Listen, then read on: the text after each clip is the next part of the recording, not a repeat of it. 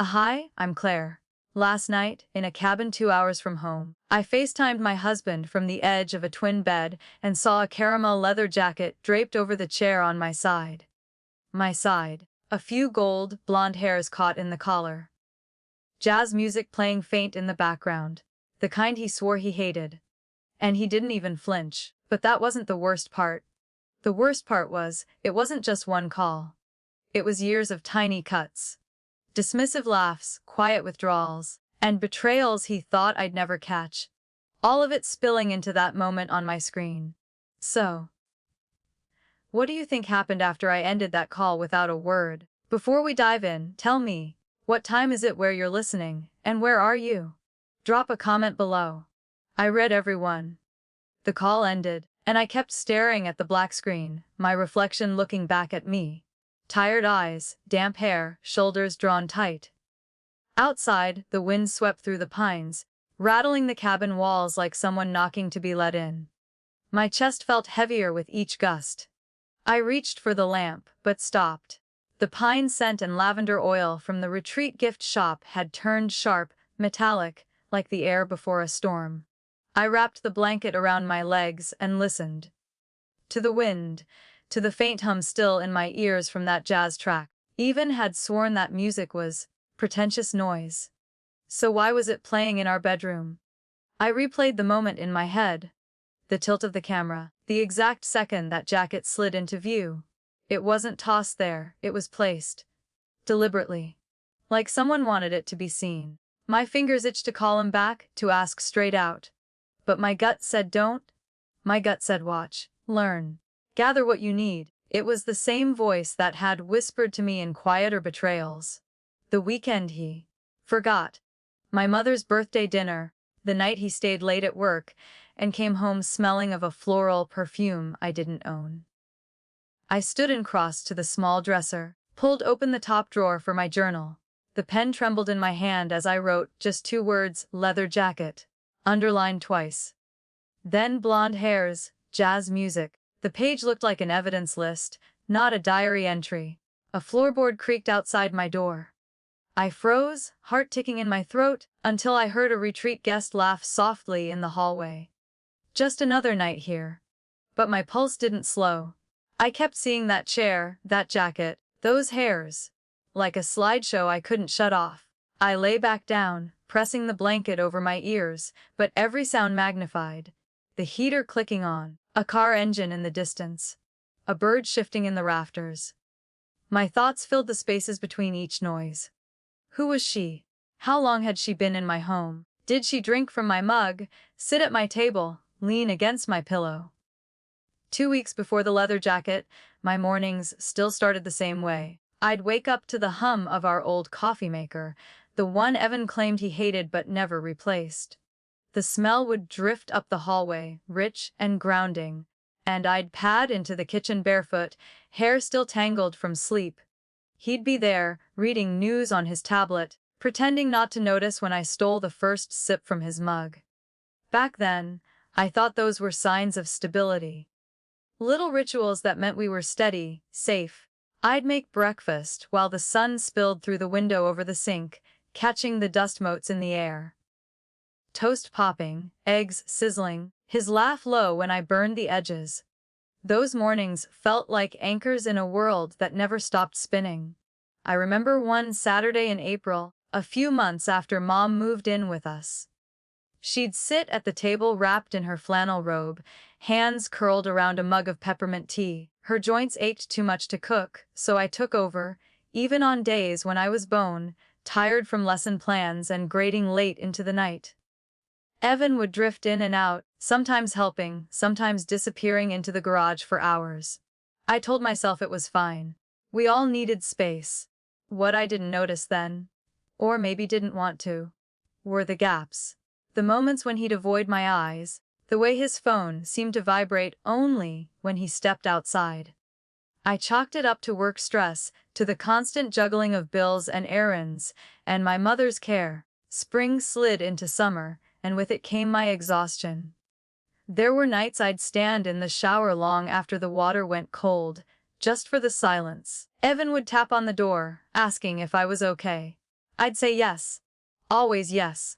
Because admitting otherwise felt like opening a door I wasn't ready to step through. When my friend Grace mentioned the Taos retreat, I laughed it off at first. A week away. Yoga. Meditation? It sounded indulgent, unrealistic. But Evan surprised me. He said, "You should go. You need this?" His voice was light, almost eager. I wanted to believe it was generosity. Now I wonder if it was opportunity. On the morning I left for Taos, he carried my bag to the car. Kissed me twice, told me to relax, to clear my mind. I can still see him in the rearview mirror, standing in the driveway with his hand raised, the porch light flicking off behind him. It should have felt like love. Instead, there was a strange hollowness, like waving to someone from a platform while the train pulls away. The road to Taos wound through canyons, the sky shifting from pale blue to that deep New Mexico turquoise. I rolled the windows down, letting the scent of juniper and sun, warmed earth, fill the car. For the first time in months, I felt my shoulders drop. My phone sat face down on the passenger seat, and I told myself I wouldn't check it until I arrived. By the time the retreat came into view, low wooden cabins nestled in a sweep of pines. I was almost convinced this trip could be a reset. That maybe I'd come home lighter, softer, ready to piece us back together. I didn't know then that the very first night, the pieces would shatter for good. By midnight, I'd made my decision. I wouldn't confront him tonight. I wouldn't warn him. I'd keep my voice soft, my texts brief, my questions harmless. And when I walked through our front door, I'd be ready. The ceiling beams blurred in the dark, my eyes burning, but I refused to close them. Outside, the mountain wind lifted again, carrying a sharp edge, the kind that makes your skin prickle. I thought about our first apartment. The creaky loft over a coffee shop in Albuquerque. The mornings we'd burn toast and laugh until our sides hurt. I'd traded that warmth for a house where my side of the bed could hold another woman's jacket. At 2 a.m., I heard my phone buzz. A message from Evanie, "Miss you. Sleep well." No mention of the jacket. No explanation. Just a thin thread of words meant to tie me over until morning. I stared at the screen until it went black again, my own faint reflection staring back. I didn't reply. Instead, I slid the phone into my bag, pulled on my sweater, and stood by the window. The town lights were a scatter of gold far below, the highway a ribbon disappearing into the night. I could drive it before dawn, be home before he even poured his first cup of coffee. But I waited. Waiting was its own kind of power. And as the wind pressed against the glass, I knew. This was the beginning, not the end. The first night at the retreat was all warm lamplight and the soft clatter of dishes in the dining hall. I sat with strangers who spoke in gentle tones about balance and intention, their hands cradling bowls of vegetable soup. It felt foreign at first. No rush, no phones buzzing, no sharp edges in the air. After dinner, I walked the gravel path back to my cabin. The pines arched overhead, their needles whispering in the wind. My breath curled white in the chill, and for a moment, I imagined Evan back home, stretched out on the couch, the blue glow of the TV painting his face. That picture used to comfort me. Now, I realized, it made me uneasy. Inside, I unpacked slowly. Sweaters folded into the small dresser, books stacked on the nightstand, toiletries lined up in the bathroom. I placed my phone charger beside the bed and, without thinking, checked my messages. There were 2 from Grace, both cheerful, and none from Evan. It wasn't unusual. He wasn't one for constant texting. But the absence still landed heavy. The next day was a blur of yoga poses and meditation sessions. I tried to let my body sink into the movements, my mind into the quiet. Every now and then, my thoughts would slip away to Santa Fe. Was he at work? In the garage? Running errands? I told myself it didn't matter. I was here for me. By the second evening, I felt a little more at ease. The dining hall chatter had softened into something almost comforting. I carried my tea back to the cabin, the steam warming my face. That's when I decided to call him. Just to hear his voice, to bridge the space between us. He answered on the second ring, his tone light, casual. I could hear the rustle of sheets, the familiar creak of our bed frame. The lamplight behind him cast everything in a golden glow. For a few minutes, we talked about nothing. The weather, the retreat food, how Mom was doing. It was almost normal. Then he stood to grab some tea, and the camera shifted. That's when the chair came into view. My chair. And the jacket. The rest of the call was a haze. I don't remember what I said. I only remember the way my skin felt too tight, my fingers gripping the phone as if I could steady myself through sheer force. He came back into frame, smiling as if nothing had happened. I matched it, every muscle in my face an actor in a play I hadn't agreed to. After we hung up, I sat in the dark, the taste of mint tea still in my mouth. That was when the warmth of the past 2 days drained away, replaced by something cold and deliberate. I knew this wasn't a single betrayal. It was a thread tied to a knot I hadn't dared to pull. Until now. I stared at the ceiling beams, the pines beyond the window. The night was silent, but inside, something had already shifted, permanent and sharp. By Monday morning, the retreat felt different. The air was still crisp, the pines still swayed, but there was a tension in my chest that no deep breath could smooth out. I moved through the yoga sequence like a ghost. Arms lifting, body bending, while my mind played and replayed the image of that jacket. During the mid-morning break, I slipped away from the main lodge to a bench that overlooked the valley. The sun was strong here, bouncing off the canyon walls, but it didn't touch the cold settling in my stomach. I pulled out my phone, scrolled through old messages from Evan, and noticed a pattern I'd ignored before: how short his replies had become over the past few months, how often he deflected my questions with a joke or a "busy now, talk later." The wind caught my hair and tossed it into my eyes. I smoothed it back, remembering a different kind of breeze. One from last Christmas Eve. We'd been at his company holiday party. I wore a deep green dress, the one he once said made me look like I belonged in an old movie. I'd been waiting for him at the bar when I overheard him with a colleague. She asked if I was still painting.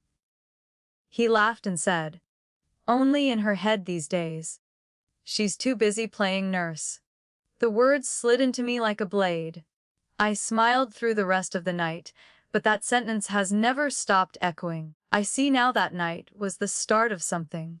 A quiet chipping away, masked by birthday dinners and weekend trips, but always there.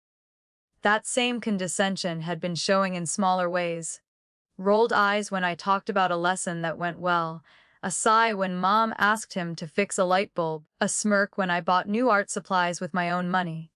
At lunch, I sat with Maria, the retreat manager. She asked how I was enjoying my stay. I wanted to tell her the truth, about the jacket, about the growing fracture in my marriage. Instead, I said, "It's beautiful here." My voice was steady, but my fingers tightened around my fork until my knuckles whitened. The afternoon workshop was on intention setting. We were told to write one thing we wanted to carry home. Around me, people wrote words like peace and joy in careful script. I stared at my blank page for a long time before writing clarity. The letters looked too sharp against the paper, like they'd been carved instead of written. Later, back in my cabin, I called Grace. She'd been my closest friend since grad school, the one person I trusted to hold my mess without judgment. I told her about the jacket. There was a long pause, then she said, "Claire, that's not nothing." Her voice was quiet, but it was the first thing that felt solid all day. When we hung up, I sat by the window, watching the sun drop behind the ridge. The sky shifted from blue to amber to a deep, bruised purple. And I knew this wasn't about catching him in one act. It was about finally naming the 1,000 small cuts that had led here. Dinner that night was a blur of clinking silverware and the low hum of conversations I couldn't follow. I kept my eyes on the plate, pushing roasted vegetables around, nodding when someone asked if I wanted more tea. The warmth of the dining hall felt heavy, like the air just before a thunderstorm. When I stepped outside, the cold hit my face, sharp enough to make my eyes water. I walked the long way back to my cabin, gravel crunching under my boots, just to think without walls around me. My mind wandered to all the times I'd felt that same sharpness, but ignored it. Every cutting remark passed off as humor. Every last-minute plan he canceled with a casual. Something came up. Once, a year ago, I'd spent weeks planning a small gallery night at the community center. My students had worked hard and I was proud of them. Evan promised he'd be there. He didn't show. No call, no text until midnight. Sorry, got tied up. Later, I found out he'd gone for drinks with colleagues. When I brought it up, he smiled like I was overreacting. Said, "It's not like it was your show." That dismissal lodged somewhere deep, in a place I couldn't reach until now. Back in my cabin, I lit the small lamp by the bed and pulled out my journal. The pages were starting to fill, each note a small, precise cut in inky, Christmas Eve comment. Missed gallery night, jacket, blonde hairs, jazz music. Seeing it all laid out, the pattern was undeniable. This wasn't a misunderstanding. It was a slow erosion. My phone buzzed. A text from Evan, "How's the mountain?" I stared at the words, short and smooth, like a stone polished to hide the sharp edges. I didn't answer.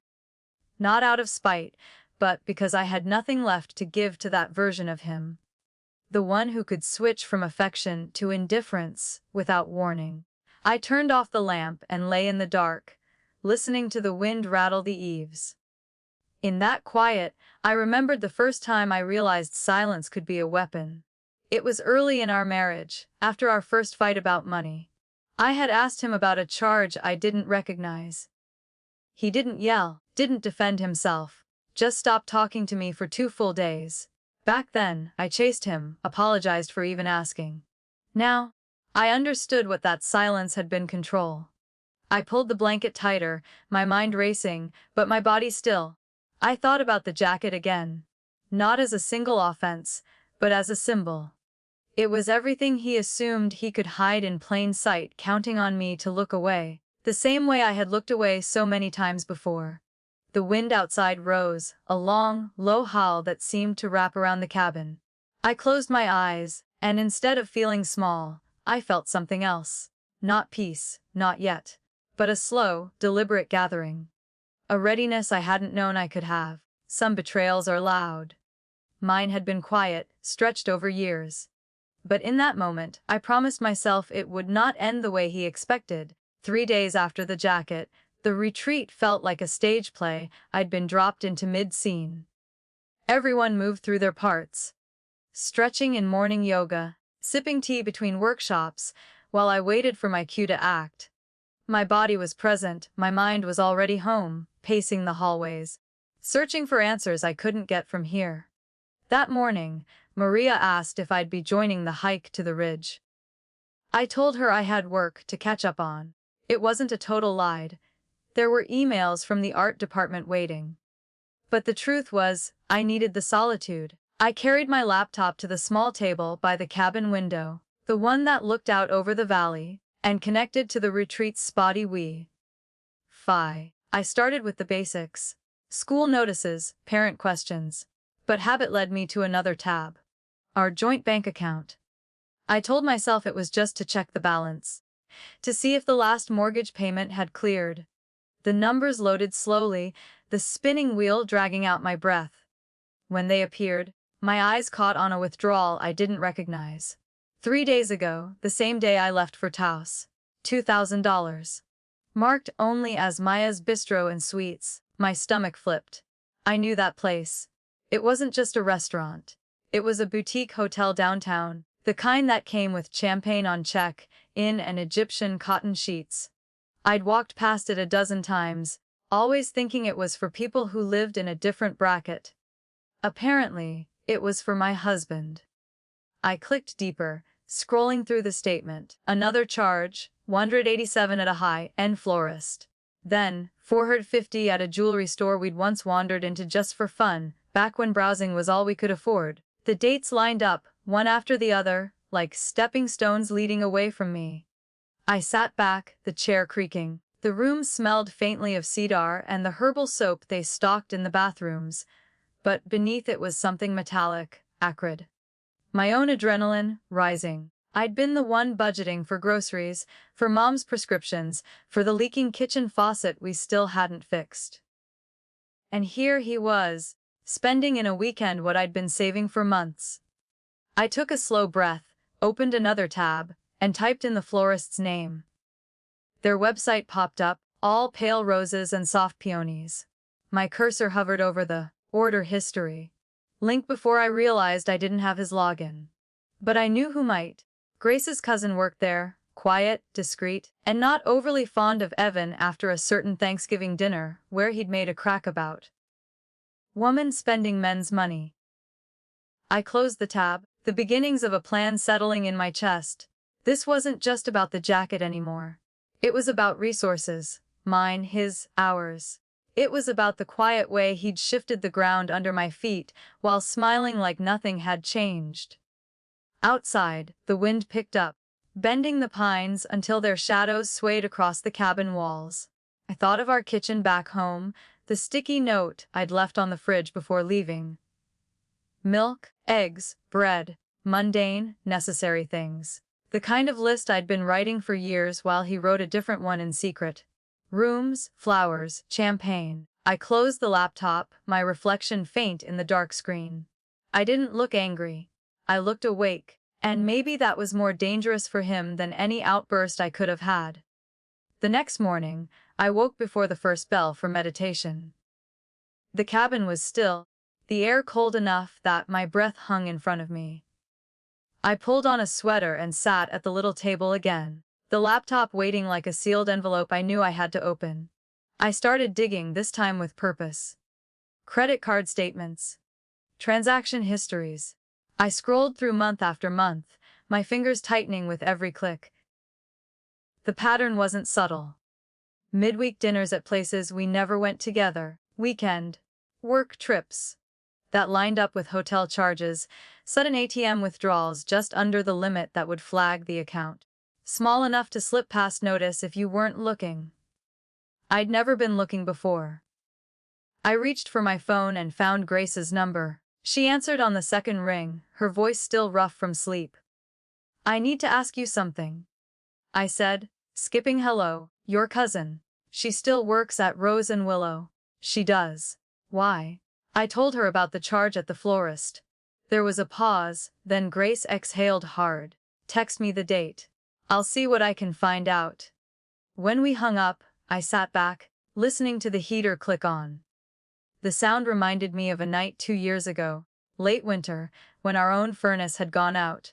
I'd been wrapped in 3 blankets, waiting for the repairman, while Evan disappeared to pick up space heaters.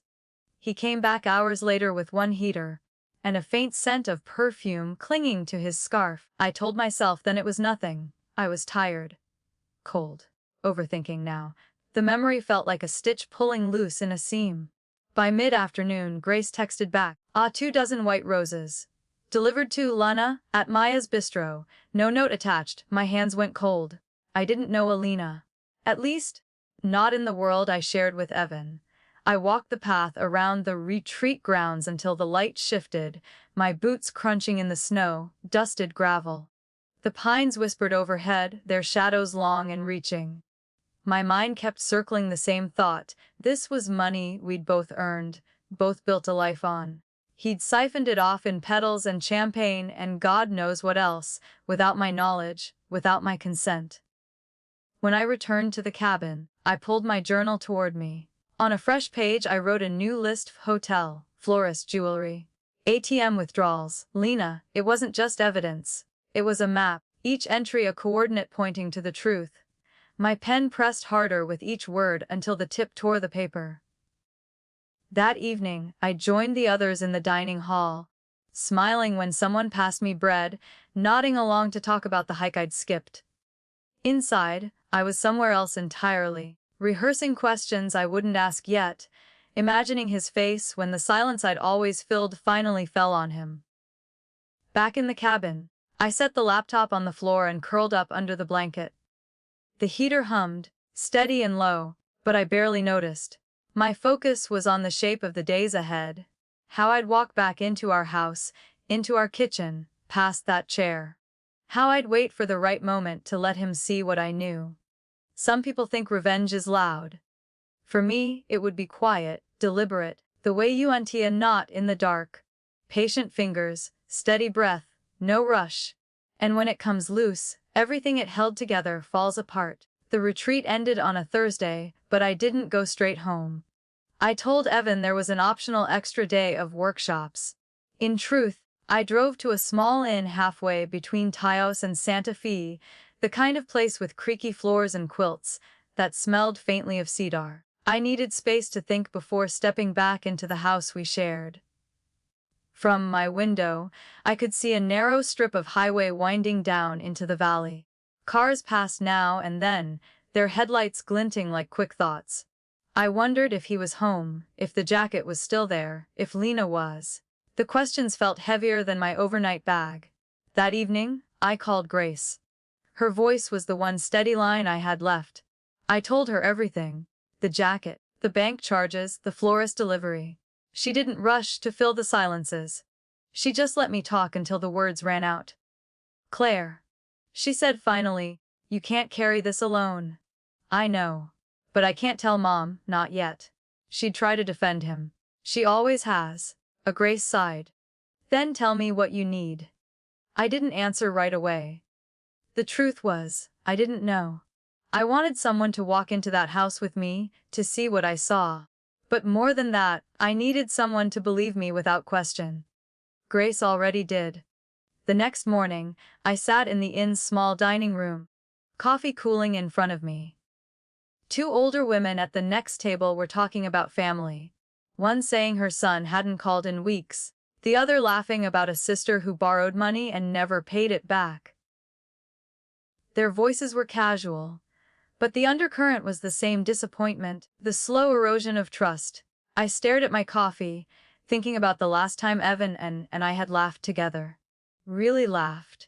It was in the kitchen, months ago, when I dropped a bag of flour and the cloud of white made us both choke with giggles. But even then, I remember him stepping away quickly, checking his phone before helping me clean up. As if the moment we'd shared wasn't quite enough to hold him there. By midday, I knew I couldn't hide out any longer. I packed my bag, checked out, and drove toward Santa Fe. The closer I got, the tighter my chest felt. The city unfolded in familiar blocks. Coffee shops, galleries, the park where we used to walk after dinner. I turned onto our street and slowed as the house came into view. The curtains in the front window were drawn, which wasn't unusual. But my stomach tightened anyway. I parked 2 houses down and sat for a moment, watching. No movement. No lights. Just the faint sound of wind rattling the neighbors' chimes. I unlocked the door and stepped inside. The air smelled faintly of Evan's aftershave, layered over something sweeter. Perfume, maybe, or the last trace of flowers. The living room was neat, almost staged. My eyes went straight to the staircase, to the shadowed landing above. And then I saw it. The chair in our bedroom, visible from the hall, empty now. The jacket was gone. I stood at the base of the stairs, one hand on the railing, listening. The house was too quiet. No creak of floorboards, no hum of the heater kicking in. Just the faint buzz of the fridge in the kitchen. I climbed slowly, each step groaning under my weight, my eyes fixed on that empty chair. When I reached the landing, I paused. The bedroom door was open, the bed made with military precision. The lamplight on my side was off, as if my absence had dimmed the whole room. I stepped inside, scanning for anything out of place. The air still held that perfume note, light, floral, and unfamiliar. I opened the closet, my fingers brushing through his shirts, the crisp edges of his suits. No jacket. No trace. In the top dresser drawer, his cufflinks were lined up like small soldiers, his watch on the velvet pad I'd bought him years ago. It looked exactly as it should, which somehow made it worse. I crouched to check under the bed, more out of instinct than expectation. Just a layer of dust in the box where I kept winter scarves. I moved to my side of the bed. The nightstand was neat lamp, book, the ceramic dish where I kept my rings. I lifted the book and found nothing underneath. Still, my heart raced like I'd just uncovered something dangerous. Downstairs, the kitchen was spotless. No dishes in the sink, no crumbs on the counter. The trash bin was empty. Too empty. I checked the garage. Evan's car was gone. The cold air seeped through my sweater, and for a moment, I felt the kind of stillness that doesn't calm you, but warns you. Back inside, I poured myself a glass of water and sat at the table. The house didn't feel like mine. It was as if my life had been tidied up in my absence, the edges smoothed so nothing sharp could snag my attention. But I knew better. The sharpness was still there, just hidden. I pulled out my phone and scrolled through my contacts until I reached Grace. My thumb hovered over the call button, but I didn't press it. Instead, I typed F home, jacket gone. Perfume smell, he's not here. I stared at the message, then deleted it. I didn't want to sound frantic, not yet. The afternoon dragged. I tried reading, but the words slid past without meaning. Every sound, the distant bark of a dog, the mail slot clinking, made me tense. I kept glancing at the driveway, half expecting his car to turn in, half dreading it. As the sun dipped, shadows stretched across the living room. I closed the curtains and locked the front door. The locks clicked too loudly in the quiet. Upstairs, I changed into pajamas, the soft cotton against my skin a small comfort. I slid into bed alone, the space beside me cold and undisturbed. Sleep didn't come easily. I lay in the dark, listening to the faint hum of the refrigerator downstairs, the occasional sigh of the house settling. Every so often, I caught a whiff of that perfume, as if it lingered in the fibers of the curtains, in the threads of the carpet. It was a reminder that someone else had been here, in my space, moving through my life like they belonged. I turned onto my side and stared at the empty chair in the corner.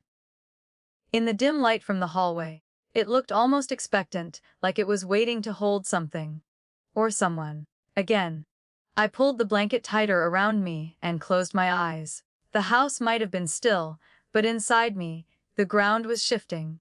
Whatever came next, I knew I couldn't count on anyone here to see it, to name it, to stand beside me. Not in this house, not anymore. The text arrived at noon. Evan wanted me at a small work mixer. That night, he wrote, clients in town. Come by for an hour. The location made my throat tighten. Maya's Bistro and Sweets. The same name on our statement. I typed, okay, see you there. I dressed with careful hands. Black blouse, dark jeans. The small silver studs my mother gave me.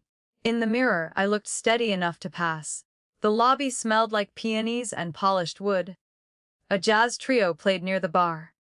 My heels clicked over marble that gleamed like still water. I spotted Evan by the high tables, sleeves rolled, smile turned up one notch too high. There you are, he said, kissing my cheek quick, public, harmless. You look great. Clients, I asked. He gestured toward a cluster of people. Men in navy. 2 women in sleek dresses. Laughter rose like steam. A waiter slipped by with champagne. When I reached for a flute, Evan's hand covered mine. Maybe stick to sparkling water tonight, he said lightly. Long week. A small laugh broke somewhere behind me. I turned. She was there. Blonde hair twisted into a knot. Caramel leather jacket draped over her chair like a claim. She lifted her glass to me with a precise little smile. Claire, this is Lena, Evan said. She's consulting on the rollout. Consulting? I repeated. Nice to finally meet you, Lena said. Ivan's told me so much. Likewise, I said. My voice was even. Inside something scraped against bone. The mixer pressed on.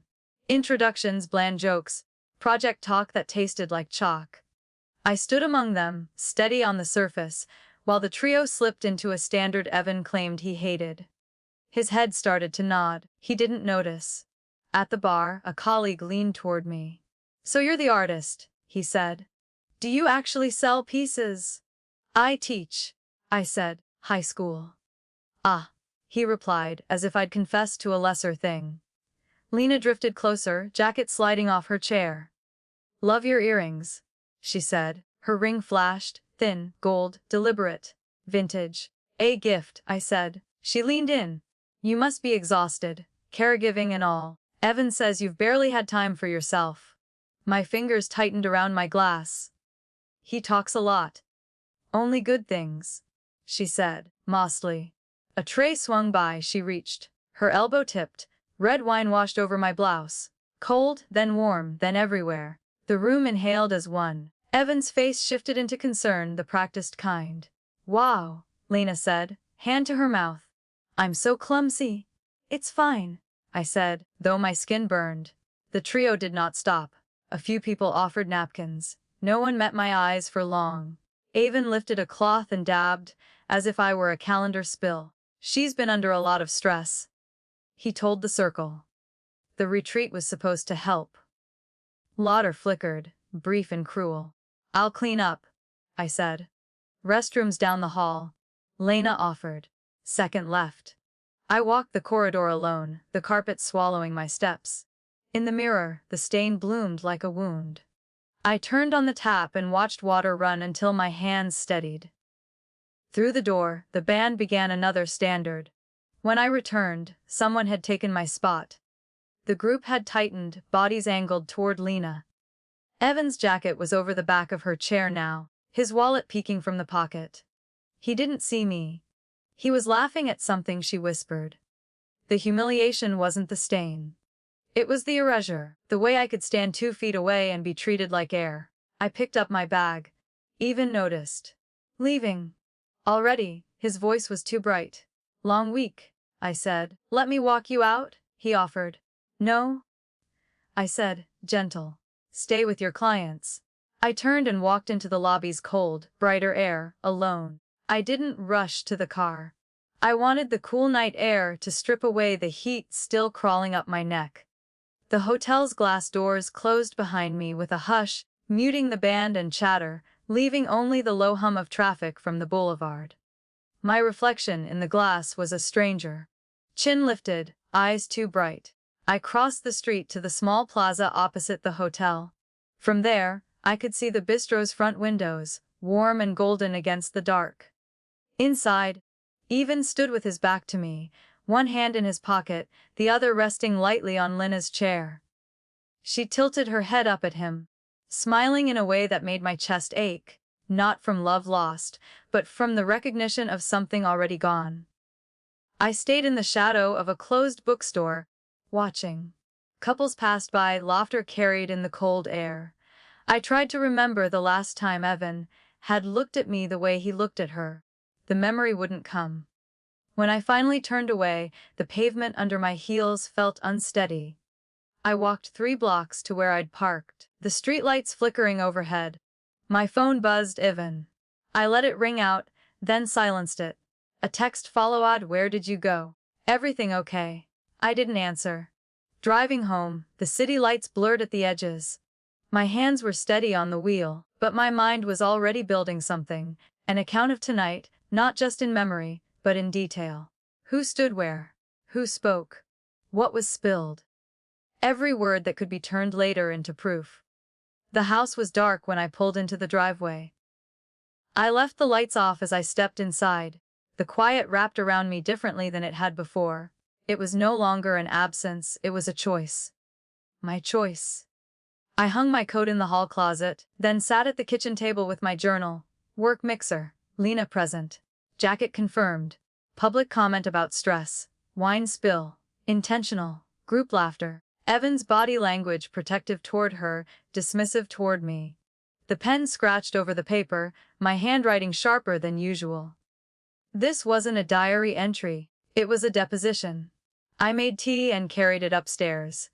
The steam fogged my glasses as I passed the bedroom, where the chair sat empty again, angled toward the window. The perfume smell was faint but still there, like a ghost that refused to leave. I changed into an old sweatshirt and sat on the edge of the bed. Outside, a neighbor's porch light flicked on, then off. The hum of the refrigerator downstairs carried through the floorboards. In that steady sound, I found an odd kind of calm. What happened tonight wasn't just a humiliation. It was a declaration. He'd shown me exactly where I stood, and in doing so, given me permission to step out of that place entirely. I sipped the tea slowly, letting the heat anchor me. There was no need for confrontation tonight. The real damage had been done in public, in front of witnesses. My turn would come, and when it did, it would be quiet, precise, undeniable. I slid under the covers and stared into the dark, the edges of the evening replaying in my mind. The jacket. The wine. The way my name felt small in his mouth. Some wounds heal with time. Others need to be answered. And when it's your turn to answer, tell me. Would you keep it silent, or let the world hear? 2 days passed before Evan brought up the mixer. We were in the kitchen. Him rinsing a glass, me pretending to read at the table. When he said, "Sorry about the wine thing." Lena felt terrible. I didn't look up. Accidents happen. He studied me for a beat, then shrugged. "She's a good person. You'd like her if you got to know her." The words landed like a dare. I smiled without teeth. Maybe?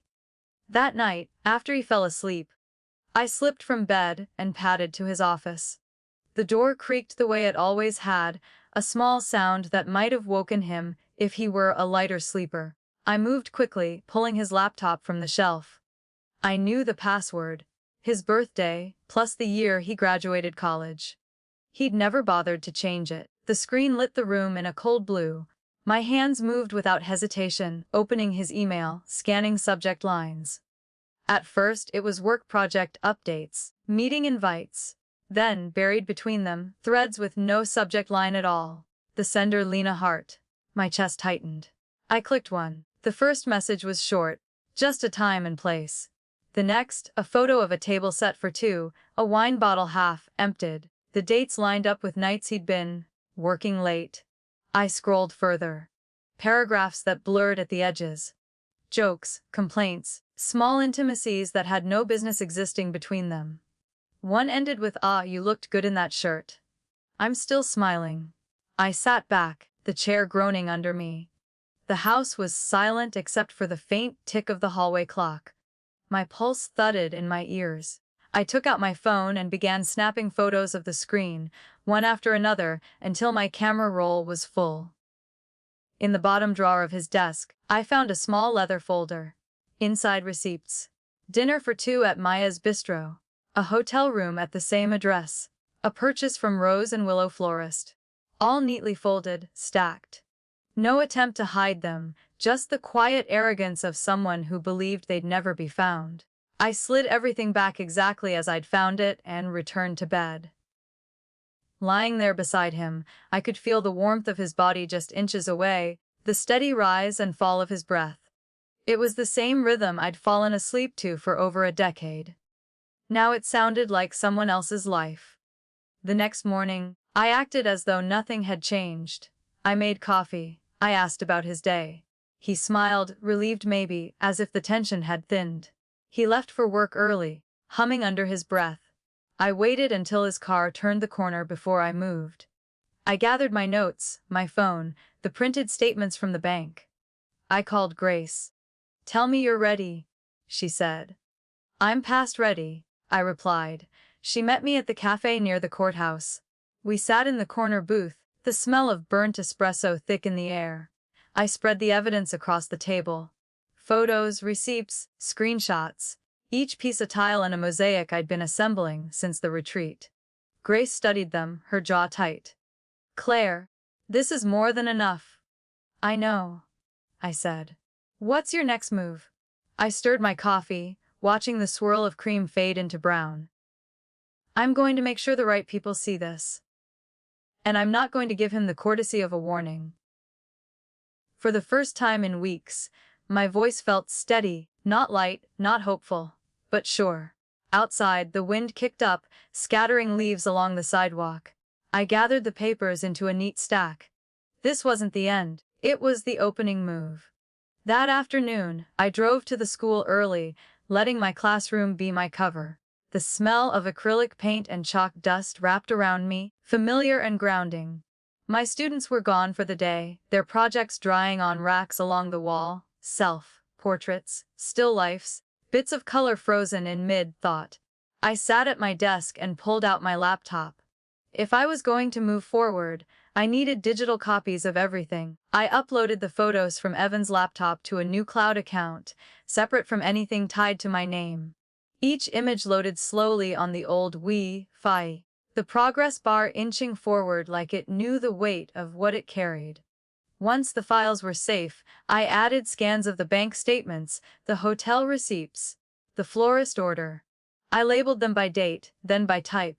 No room for confusion. No room for him to twist the story later. A knock at the door pulled me from the screen. Grace stepped in, holding 2 coffees.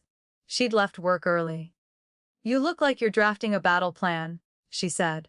"I am," I told her. We sat at one of the long tables, the coffee between us. "So who gets the first look?" she asked. I thought of the people who still believed Evan was the steady one, the reliable husband, the man who took care of me, his mother, his closest friends, the coworkers who had smiled at me over the rim of their glasses at the mixer. "The ones who will hurt him most," I said. Grace didn't flinch. "Then we do this right." We spent the next hour mapping it out. Who would get an email? Who would get a printed packet? Timing was everything. Too soon, and he'd have a chance to control the story. Too late, and the impact would fade. We set a date 2 weeks out. Long enough for me to prepare. Short enough for him not to see it coming. When Grace left, the room felt too quiet. I walked to the window and watched the parking lot emptying. A cold wind swept across the asphalt, carrying the first hints of winter. I thought of the retreat, of the pine-scented air and the jacket draped across my chair. It had started there. But the truth had been growing roots long before. That night, I cooked dinner as if it were any other Thursday. Roasted chicken, mashed potatoes, a salad. Avon came in humming, kissed my cheek and poured himself a drink. He talked about work, about a client dinner coming up. Another mixer. I smiled and asked questions, keeping my tone light. All the while, I pictured the folder on my cloud drive, each file a quiet blade. After we ate, he settled into the couch with his tablet. I sat beside him, pretending to scroll my phone. He didn't notice the way my eyes flicked to his screen, the way I memorized each swipe. I wasn't looking for more proof tonight. I already had enough. This was just observation. Studying his tells. How his shoulders lifted slightly when a message came in. How his thumb hesitated before opening it. By the time we went to bed, my mind was clear. The pieces were all in place, the evidence, the plan, the timing. I lay there in the dark, the faint glow from the street lamp slicing across the ceiling. Evan's breathing deepened beside me, steady and unaware. I thought of something my mother used to say when I was a child: "Justice doesn't shout, it waits." Back then, I hadn't understood. Tonight I did. 2 weeks. That was all. 2 weeks until the people he'd counted on to admire him, to believe him, saw him for what he was. I closed my eyes and let that thought settle. For the first time in months, sleep came easily. The first week of my 2-week countdown passed in a haze of quiet routines. I went to work, came home, cooked dinner. I smiled when Evan told me about his day, nodded when he mentioned upcoming meetings. I didn't push, didn't prod. The silence between us became a steady undercurrent, and I let it carry me. But at night, the stillness was louder. I'd wake around 3, the air in the bedroom cool and dry, the sheets tangled around my legs. Evan would be asleep, one arm flung across the bed like he owned the space even in dreams. I'd lie there and listen. To the hum of the refrigerator, the occasional car passing outside, my own heartbeat ticking in my ears. One night, I slipped out of bed and padded to the kitchen. The tile was cold under my feet. I made tea, the steam curling into the dark. Sitting at the table, I opened my notebook. The pages were filled now. Dates, times, places. Small moments of cruelty I'd tucked away without realizing I was keeping them. The missed gallery night. The Christmas Eve comment, the jacket and frame. I traced my finger over each line, not to reopen the wounds, but to remind myself of the whole picture. I remembered the retreat, the pines whispering in the wind, the way the air felt lighter there despite the weight in my chest. I thought about Maria, the retreat manager, telling us during the last session, sometimes clarity isn't a light, sometimes it's the shadow that tells you where the light should be. At the time, I'd written it down without knowing why. Now, I understood. In the mornings, I'd wake before Evan and stand at the window with my coffee. Our street was quiet, lined with frost, dusted lawns. Neighbors walked dogs, scraping ice from windshields. Life went on in its ordinary rhythm, oblivious to the fault line running through my house. That normalcy was almost comforting. It made me believe I could keep my own steps measured, my face calm, until the right moment. On Friday, Grace called. "How's the waiting?" she asked. "Like holding my breath underwater," I said. "But I'm getting used to it." She laughed softly. "You've always been better at patience than you think." We talked about logistics. How I'd send the emails, how she'd deliver the printed packets. We settled on a Sunday afternoon. "People have time to read on Sundays," she said. "They're at home, relaxed, unprepared for the kind of truth that shifts the ground under them." That night, Evan suggested we go out for dinner. I agreed. We sat at a corner table in a new Italian place, candles flickering in small glass holders. He ordered for both of us, his voice smooth, confident. The waitress smiled at him in a way that made me want to watch her eyes. I did. They didn't linger. It wasn't about her.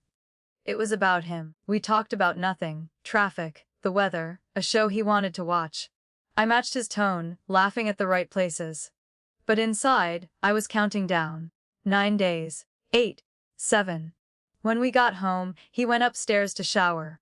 I lingered in the living room, looking at the family photos on the wall. Our wedding picture. Trips we'd taken. Holidays with my mother. Smiles frozen in frames, each one taken in a moment I'd thought was unshakable. Now, they felt like artifacts from another life. I turned off the lights and climbed the stairs. Evan was already in bed, scrolling his phone. I slid in beside him, the mattress dipping under my weight. We didn't speak. The glow from his screen lit the lines of his face, sharp in the dark. I closed my eyes and breathed slowly, holding my place in the quiet. The next morning, I woke before dawn. The bedroom was dim, the air cool against my face. Evan was still asleep, turned away from me, his breathing steady. I eased out of bed and padded to the kitchen. The quiet felt different now, less like absence, more like permission. I set my coffee to brew and opened my laptop at the kitchen table. The glow lit the steam curling from the mug, the surface trembling when I set it down. I logged into the hidden cloud account. Everything was there: the screenshots, the receipts, the notes. A neat archive of a marriage rotting from the inside out. I started drafting the emails. Each one was personalized, addressed by name. No mass message, no vague accusations. Just the facts: dates, amounts, images. I kept the tone stripped of heat. No insults, no threats. Only what could be shown and proven. Every attachment was labeled clearly, the subject lines calm and plain. "Something you should know." It read more like a courtesy than an attack, which made it harder to dismiss. The list of recipients grew. His mother, his closest friends, the colleagues who'd been at the mixer, a few mutual acquaintances who still sent us Christmas cards. I wasn't looking for a mob. I was building a mirror big enough for him to see himself in, whether he wanted to or not. By mid-morning, the emails sat in drafts, ready to send. I leaned back, sipping my coffee gone lukewarm. The satisfaction wasn't sharp or giddy. It was measured, heavy. This wasn't revenge for a single slight. It was the ledger finally balancing. Even came downstairs around 10, hair damp from the shower. "You're up early," he said, heading straight for the fridge. "Couldn't sleep," I replied. He pulled out juice, took a long drink straight from the carton. "We should go to dinner this week, just us." I met his eyes over the rim of my mug. "Maybe." He smiled like he'd scored a point. I let him keep it. That afternoon I ran errands. Groceries. The pharmacy, a stop at the post office. In my bag, a padded envelope held the printed packets Grace had prepared. She'd given them to me the night before, each one sealed, addressed. They felt heavier than paper. Back home, I put the groceries away, lined up Mom's prescriptions by day, wiped the counters. The motions were automatic, muscle memory from years of keeping things running. It struck me that this would be one of the last times I moved through the house as if it were still ours. As evening fell, I lit a candle on the kitchen counter. The scent, warm vanilla, curled through the rooms. Evan came in late, kissed the top of my head without breaking stride, and went upstairs. I stayed where I was, listening to his footsteps fade, the closet door open, the faint hum of hangers sliding. I imagined the jacket, in that closet once, nestled between his suits, its owner's perfume mixing with his aftershave. The thought didn't twist my stomach anymore. It just confirmed that I was right to do what I was doing. When I climbed into bed later, Evan was already asleep. The street lamp outside painted thin bars of light across the ceiling. I lay on my back, staring at them, my mind counting down the days. 5 left.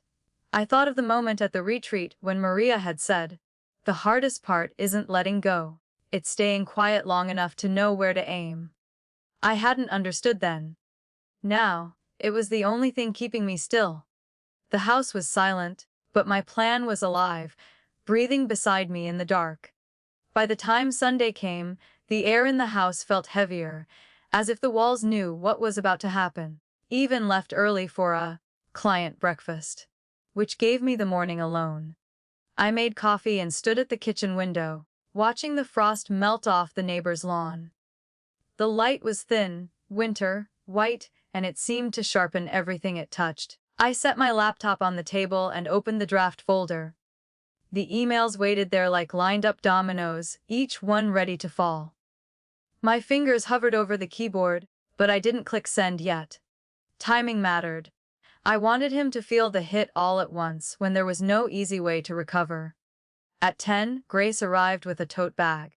Inside were the printed packets, one for his mother, one for each of his closest friends, and a few for mutual acquaintances who believed in the picture, perfect version of our marriage. The envelopes were plain, but the weight of them was undeniable. "Still sure?" she asked, setting the bag on the counter. "More than ever," I said. We sat at the table, going through each envelope one last time. I flipped open his mother's.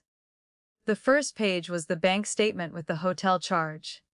The second was the florist's receipt. Then the photos from his email, cropped to show only what mattered. No sensationalism, no color commentary. Just the facts, lined up and undeniable. Grace sealed it and slid it back into the bag. "It's clinical," she said, "which makes it harder for him to spin." By noon, we divided the deliveries between us. She'd handle his friends, I'd take his family. The plan was to mail them from different post offices across town, so it couldn't be traced to one place or time. The emails would go out exactly an hour later. That way, no one could warn him before it was too late. I drove to the first post office with the radio off, the sound of my own breath steady in the cabin. A man ahead of me mailed a birthday card, humming under his breath. I slid my envelope onto the counter, watched the clerk stamp it, and walked out into the cold without looking back. 3 stops later, my half of the deliveries were done. I parked in a quiet lot near the park, pulled out my laptop, and connected to my phone's hotspot. The signal was slow, but it was enough. I opened the drafts, checked each attachment, then pressed send. One by one, the messages disappeared from the screen, released into the digital air. I sat there for a moment, the heater humming, watching the snow start to drift in light flurries against the windshield. The relief wasn't sudden. It was slow, like thawing fingers. My breathing deepened, my shoulders loosened. I called Grace. "Don't," I said. "Me too," she replied. "It's in motion now." By the time I got home, Evan's car was in the driveway. I walked in to find him at the kitchen counter scrolling his phone. He glanced up, smiling faintly. "How was your day?" he asked. "Productive," I said, hanging up my coat. "We moved through the evening like any other. Dinner, a show on the couch, small talk about the week ahead." But I could see it in the way his phone buzzed more often, in the small flickers across his face as he read whatever was coming in. He didn't mention it, neither did I. That night, as he brushed his teeth, I stood in the doorway and watched him. He caught my eye in the mirror. "What?" he asked. "Nothing," I said. "Just thinking." He rinsed, wiped his mouth, and walked past me into the bedroom. The faint sound of his phone buzzing again followed us down the hall. I lay in bed with the light off, my phone on the nightstand.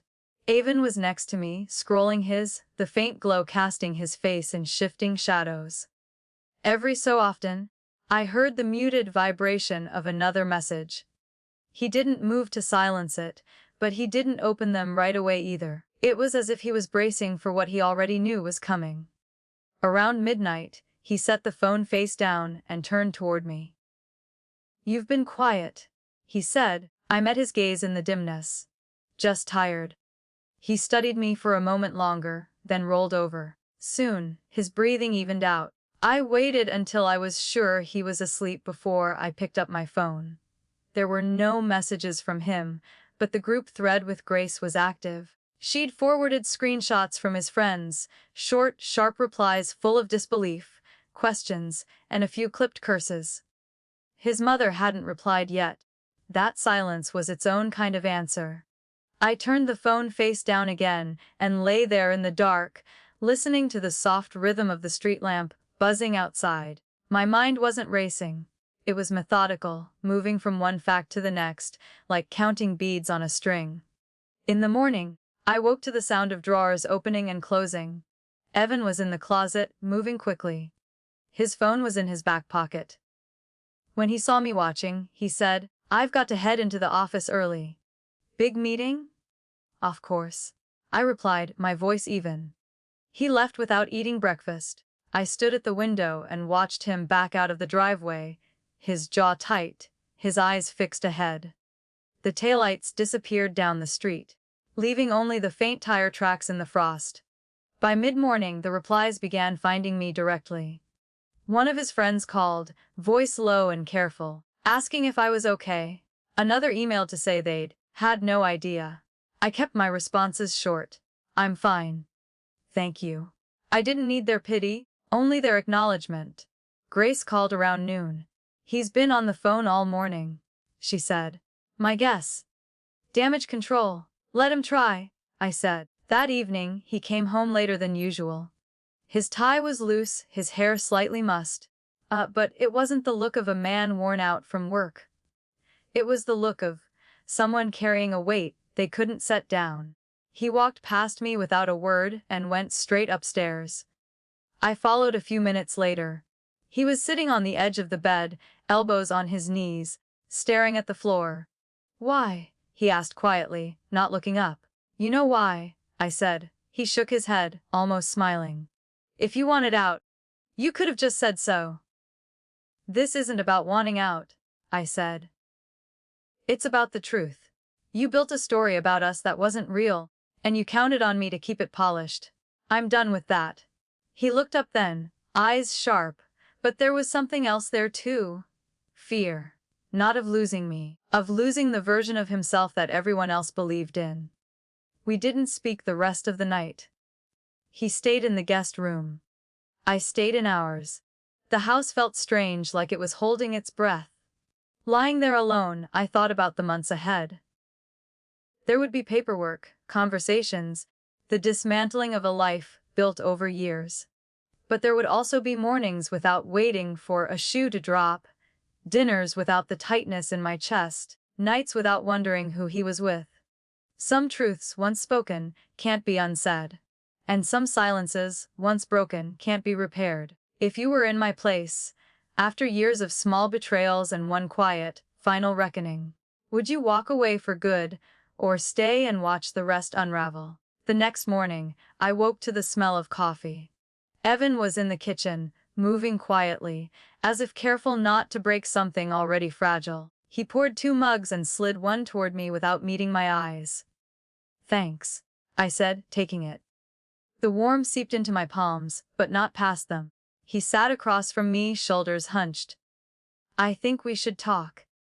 I let the steam from the cup fog my glasses before answering. "About what?" "About fixing this. About how we move forward." I set the mug down. "Forward for who?" His jaw tightened. "For both of us." The urge to laugh rose, sharp and bitter. You think this is about one mistake. He flinched. It's not. I cut in. It's about the years you spent thinking I wouldn't notice. About the things you hid in plain sight because you thought I'd never have the nerve to call you out. He leaned back, crossing his arms. So what? You want a divorce? I want the truth to stay exactly where it is, out in the open. For a moment, he looked like he might argue. Then he dropped his gaze to the table. You blindsided me, he muttered. Welcome to the feeling, I said. The conversation died there. He grabbed his mug and left the room, the sound of his footsteps fading down the hall. Once he was gone, I opened my laptop. Overnight, the ripple had spread further. More emails from friends, a terse message from his mother asking if the photos were real, and one from a former colleague of his who'd written, simply, "Virus, I believe you." I didn't respond to most of them. I didn't need to. The point wasn't to keep talking, it was to let the truth stand without my voice having to defend it. By noon, I was at the bank, sitting across from a woman in a navy suit. Her nameplate read, Marisol. I slid a folder across the desk. I need to separate my accounts. Immediately. She flipped through the documents. Statements, ID, proof of income. Do you have any joint lines of credit? Yes, I said. And I want my name off them. She nodded, efficient and unbothered. As she typed, the sound of her nails clicking the keyboard was steady, deliberate. In less than an hour, I walked out with new account numbers and a debit card still warm from the printer. It felt like carrying a key to a door I hadn't known was locked. From there, I drove to Grace's office. She'd cleared her schedule. We sat at her desk, going over the next steps. Legal consultations. Property division. The things you don't think about when you're 28 and saying vows, but can't ignore when you're 39 and dismantling a life. You're sure you don't want to tell him yet? She asked. Not until I have everything in place, I said. If he thinks he can still bargain, he'll try. That evening, I came home to find Evan in the living room, staring at his phone. He didn't look up when I passed him. Upstairs, I took a long shower, letting the water beat against my skin until the steam blurred the mirror. I dried off slowly, my mind clear, my resolve heavier than it had been in weeks. Over dinner, he finally spoke. People have been calling me all day, he said, his tone carefully neutral. Good, I replied. His eyes narrowed. You don't care what this is doing to me. I set my fork down. I care about what you did to us. He didn't answer, just pushed his plate away and left the table. Later, as I sat in bed with my notebook, I heard the front door open and close. The sound of his car starting was faint but unmistakable. I didn't follow, didn't text. Whatever meeting or escape he was running to, it wasn't my problem anymore. Instead, I flipped to a fresh page and began writing a list the lawyer's name Grace had given me, the appointments I needed to make, the documents to gather. Each line steadied me. Each task was another thread pulled from the life we'd shared, unraveling it piece by piece. By the time the clock hit midnight, the house was silent again. Evan hadn't returned. I set the notebook on the nightstand and turned off the light. In the darkness, I felt something close to relief, not because it was over, but because I was no longer waiting for him to choose what happened next. That choice was mine now, and I intended to use it. Evan came home at dawn, the sound of the garage door waking me. I stayed in bed, listening as his footsteps moved through the kitchen, up the stairs and into the bedroom. He smelled faintly of cologne and stale coffee. Couldn't sleep, he said when he saw my eyes open. Went for a drive. I didn't answer. The silence between us felt solid now, like a wall neither of us planned to climb. By mid-morning, I was at the lawyer's office. The reception area smelled of leather and copy paper, the walls lined with degrees in heavy frames. My attorney, Dana, was brisk and unflinching. I slid the folder across her desk, the one Grace and I had prepared. Documentation, she asked. All of it, I said. She flipped through the contents. bank records, receipts, photographs, email transcripts. "You've done the work," she said. "This will make things cleaner. Less room for him to claim ignorance." "That's the point," I replied. We discussed division of assets, spousal support, and, most importantly, timing. Dana advised filing quietly, without serving him until everything was in motion. "The element of surprise can be strategic," she said with a small, knowing smile. Leaving her office, I felt lighter, though the road ahead was still steep. I stopped at a cafe downtown, ordered a cappuccino, and sat by the window. The city outside was gray with winter, but the sidewalks were busy. People carrying groceries, walking dogs, living lives untouched by mine. I found comfort in that anonymity. That afternoon, I went to my mother's house. She was in the garden, pruning dead leaves from her winter roses. "You've been scarce," she said, glancing up. "Busy," I told her, which wasn't a lie. She offered tea, and we sat at the kitchen table. I didn't tell her everything. She still believed Evan was a good man.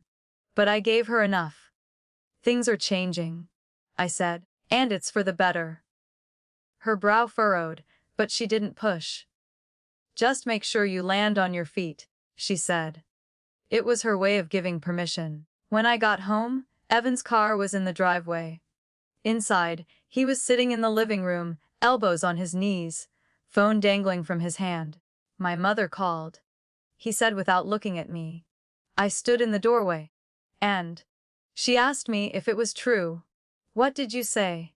He looked up then, his eyes tired. "That you were overreacting. That it wasn't what it looked like." "And did she believe you?" His silence was my answer. He leaned back, running a hand over his face. "You've destroyed my reputation." "No," I said, my voice calm. "You did that. I just stopped covering for you." His jaw tightened, but he didn't argue. Maybe he knew it was pointless now. That night I moved a suitcase from the closet and began filling it. Clothes, toiletries, a few personal items. Evan stood in the doorway, watching.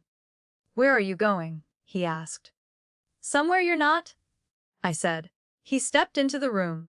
"We can work this out." I folded a sweater, placed it neatly on top of the stack in the suitcase. "We already did. You just don't like the result." The next morning, I left before he woke.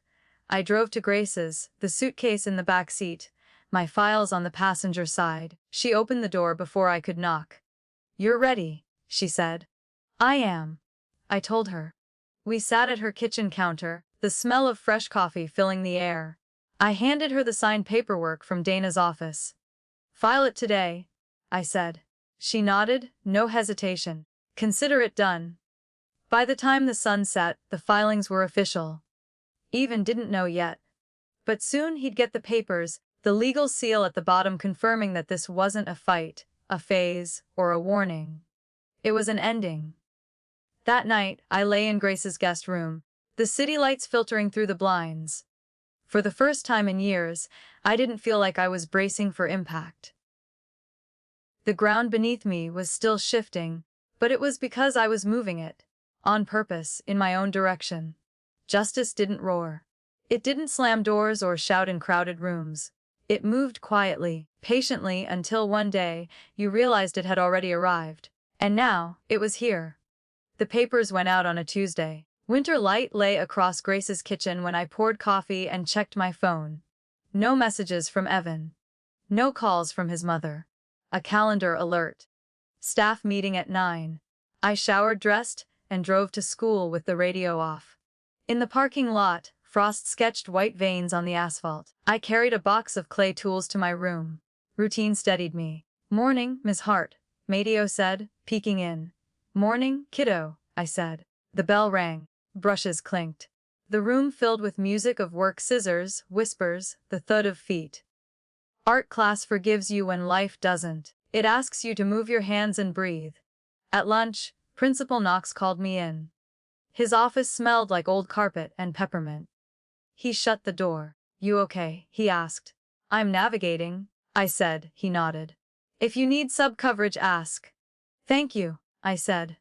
By late afternoon, the email came through, service confirmed. A scanned stamp. A time, I exhaled. After dismissal, I drove to the storage facility and signed for a small unit. The clerk slid a brass lock across the counter. Cold, heavy, final. Back at Grace's, we packed my suitcase tighter. Socks rolled into fists. Sketchbooks. The mug with the tiny chip. "You can stay as long as you need," she said. "I won't overstay," I told her. "But tonight, I'll sleep." Dinner was simple: roasted vegetables, garlic in the air, a glass of water with lemon. We ate slowly. No TV. The kind of quiet that doesn't ask anything of you. Near midnight, Evan texted received. Then another "can we talk tomorrow?" I watched the dots pulse, then vanish. I typed, deleted, typed again. Email me your availability. Send. Morning brought soft snow. The city wore a hush. I met Evan at a cafe near school. Neutral ground. He wore the navy coat I'd bought 2 winters ago. He looked smaller inside it. "Coffee?" I asked.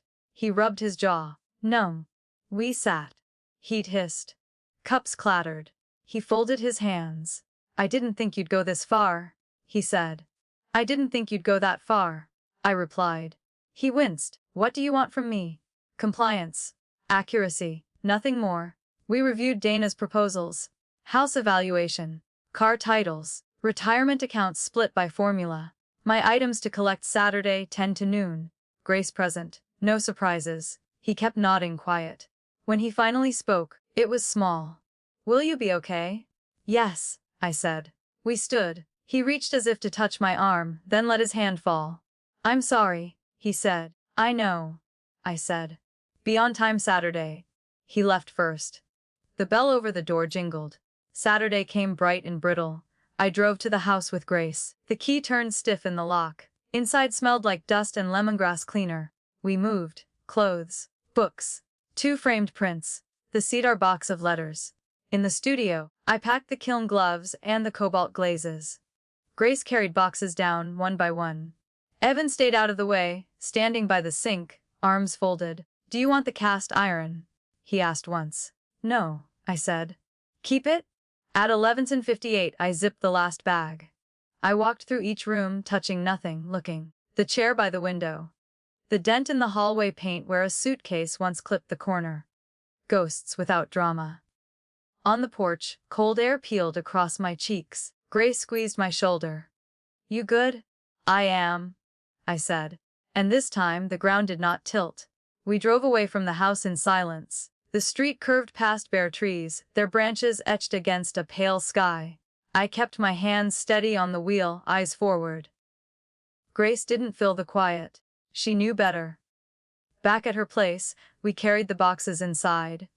The scent of her cinnamon candle trailed us through the hall. She set my cedar box on the kitchen counter like it was fragile glass. "You want to unpack?" she asked. "Not yet," I said. I made tea while she sorted the mail. Steam curled around my face, warm against the cold that still clung to my coat. Outside, the snow had turned to light rain, tapping against the windows in a rhythm that felt almost deliberate. By evening, my things had found temporary places. Clothes folded into the guest dresser, books stacked in uneven towers on the desk. I slid the chipped mug into her cabinet, 3rd shelf from the top. It fit there like it belonged. That night, I sat on the bed with my notebook. I listed what was done: legal filing, account separation, belongings retrieved. Then, what was next: finalize property terms, change address, cancel joint memberships. Each tick mark was a step toward something cleaner. Sleep came slowly. My mind replayed the walk through the house, the way I didn't touch the banister on the stairs, the way the chair by the window seemed smaller without its shadow on the wall. I thought of Evan standing in the kitchen, arms folded, as if bracing for a gust that never came. In the morning, the rain had stopped. The air was crisp, washed clear. I drove to school early, the streets still half empty. In my classroom, the sunlight pooled across the tables, catching on jars of brushes and glass palettes. I opened the windows a crack, letting the air in. The first period was quiet. Students bent over their work, pencils scratching. The ordinary hum of the room steadied me. Art doesn't care about your personal disasters. It just waits for you to show up. At lunch, I walked to the small park behind the school. The grass was slick, the benches dark with damp. I sat anyway, watching a sparrow pick at crumbs near the path. Its movements were quick, purposeful. When a larger bird swooped in, it darted away without fuss, finding another patch to forage. Back at Grace's that evening, I opened the storage unit receipt. The brass key was cool in my hand. I set it on the counter and poured myself a glass of water. It struck me how much lighter I felt. Not because the weight was gone, but because I'd set it down somewhere it couldn't crush me. Evan texted once. "I hope you're okay." I didn't reply. I cooked dinner, rosemary chicken, roasted carrots.